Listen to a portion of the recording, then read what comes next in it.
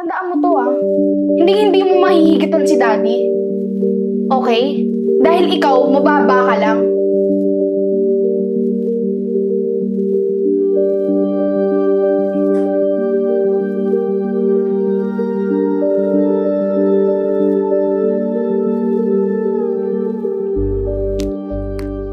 Hello, madam.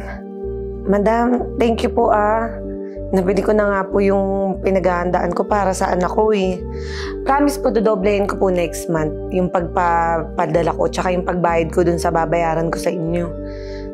Thank you po.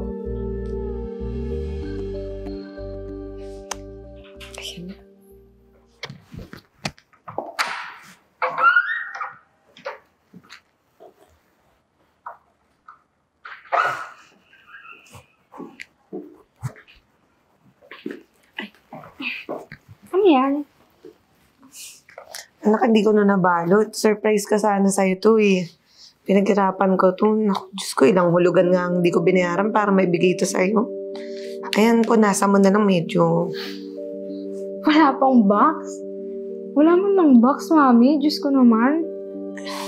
Ibabox ko sana to kaya lang second hand naman to, kaya paper bag na lang sana. Second hand?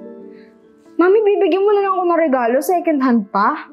Tsaka, Mami, luma na yan Tignan mo naman itsura May alikabok pa yun yung nilinisan ng sobra. Tsaka ang gusto ko, Mami, brand new. Hindi yan. Anak, ito lang yung kaya ng budget ko Ilan nga yung kinompromise ko para dito Wala akong pakialam, Mami.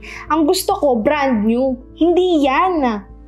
Nakita mo ba? Ayun ba ibibigay mo sa akin? Yan ba yung pinagmamalaki mo na bibigay mo lahat? Hindi kasi kaya ng budget ko yun, Nak Ito naman gumagana naman to good condition to. Baka mamaya pag ginamit ko yan, 1 linggo sira na. Anak naman, gamitin mo na pansamantala. Susunod. Ayoko nga. Baka mamaya ihagis ko pa yan Sayang lang yung pera mo. Sana hindi ka na lang bumili. Hindi ka na nag-effort.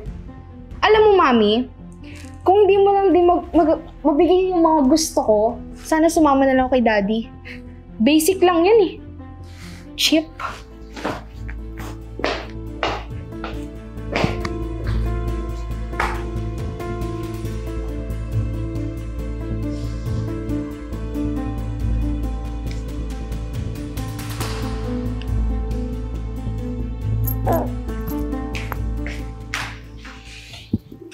Mami, ano na? Ba't yung anak mo ganyan? Nakabusangot na naman. Tsaka nagdadabog dun Nagising tuloy si baby. Paano kasi hindi naman niya nagustuhan tong bigay ko sa kanya. Ano mo ba ilang bahay na hulog ang hindi ko binayaran para sa buwan na to? Tsaka last month para lang maibigay sa kanya to. Ay nako, yung anak mo talaga. Hayaan mo, marirealize din niya through time yung ginagawa mo para sa kanya. Pero hayaan mo muna yung anak mo. Kahit anong gawin mo, wala pa rin dating sa kanya yan. Hindi ko kasi kaya yung brand new na gusto niya, ate. Mahal nun Ito nga good as new naman daw to, sabi. Kaya ng old model, hindi niya gusto. Bigay mo lang kung ano yung kaya mo. Hindi mo pilitin. Sinabi nga niya, sana doon na daw siya sa tatay niya sa mama. Paano naman ako makakasabay doon? Yung daming pera nun. Nagiging materialistic yung anak. Ano naman kasalanan yun, pero siguro bigyan mo din ng time, bata. Ang mahalaga, binibigay mo lahat ng mga pangangailangan niya. Yun ang mahalaga, dito ka para sa kanya. Akala ko pa naman best na to. Hindi pala niya gusto. Ay, ate.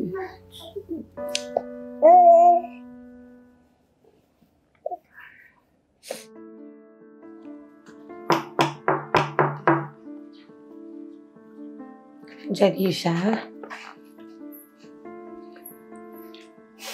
Anak? Pasok na ako, Jalisha. Anak, pansinin mo naman ako. Kanina pa ako kumakatok dito, hindi mo ako pinagbibigyan Anak, yung second hand na camera na yun, ang dami kong kinompromise para mabili ko yun Sana naman ma-appreciate mo. Gamitin mo naman, anak. Kaya mo dilinisan ko na. Ayoko nga nun. Gusto ko brand new. Paulit-ulit ba tayo? Pati ba naman yung di mo maintindihan? Jalisha, about dun sa pagsabi mo na sana doon ka lang sa tatay mo sumama. Masakit sa akin yun, Naki, kasi ginagawa ko naman yung best ko para mapantayin yung mga nabibigay niya. Pero hindi mo nakikita kasi nakatingin ka sa mga material na bagay, sa mga mamahalin. Eh kasi si Daddy, lahat ng gusto ko kaya niyang bilhin. Kaya niyang ibigay sa akin. Eh ikaw, yan na ba yung best mo? Yan na yun? Jalisha, ginagawa ko yung best ko. Isipin mo ilang kulog ng bahay, tsaka ilang bayarin ko yung kinumpermiso ko para sa camera na yan. Wala akong pakialam. Hindi ko kailangan ng side mo. Kung saan mo nabili yan. Diba? Sana naman ma-appreciate mo ko. Tsaka anak, mo na sabihin yung sana sumama ka sa daddy mo kasi nasasaktan ako eh. Eh, totoo naman eh. Mas gusto ko sa kanya. Sana binigay mo na lang ako sa kanya eh. Hindi naman ganun eh. Pinipilit ko yung best ko para alagaan ka, ibigay lahat ng pangangailangan mo, lahat ng gusto mo. Pero siya pa rin nakikita mo. Alam mo, tumatagal yung panahon, lalo ka nagiging materyosa. Materialistic ka na, anak. Nanunumbat ka na ngayon? Eh di sana, binigay mo na lang ako kay Daddy. Sana hindi mo na lang ako tinanggap. Tandaan mo to ah. Hindi mo mahihigitan si Daddy. Okay? Dahil ikaw, mababa ka lang. Hindi mo ka-level si Daddy. Wala ka na pinag-aralan, tapos hindi mo pa mabigay yung lahat ng gusto ko. Sana binigay mo na nga lang ako sa kanya eh. Ngayon, ibigay mo na ako sa kanya. Si Daddy, ang unang-unang mahal ko. Siya ang una sa lahat. Ikaw, second ka lang. Katulad ng mga binibigay mo sa akin, puro second hand. Napakabastos mo. Napakawalang hiya ng bunganga mo. Hindi mo nakikita yung mga ginagawa ko para sa'yo. Anak, sorry. Jalisha.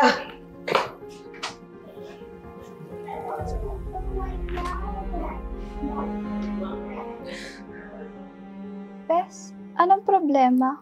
Umiyak ka ba? Nag-away na naman ba kayo ni tita? Oo, best eh.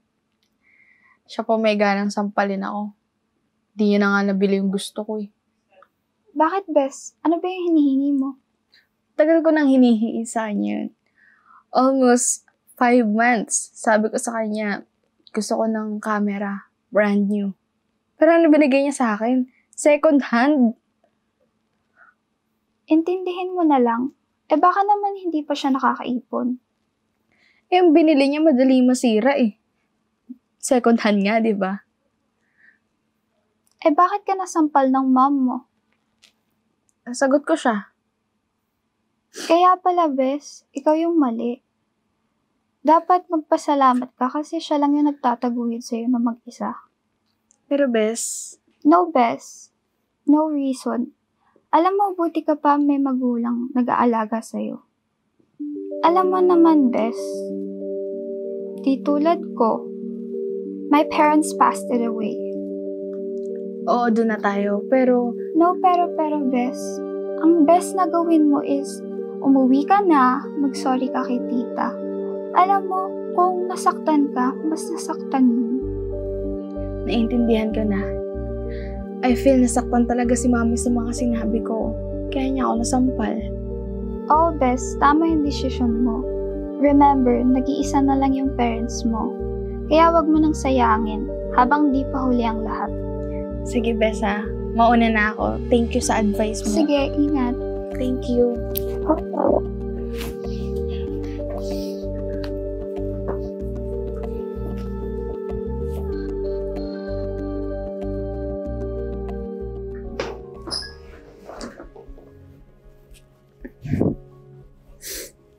Mami, I'm sorry.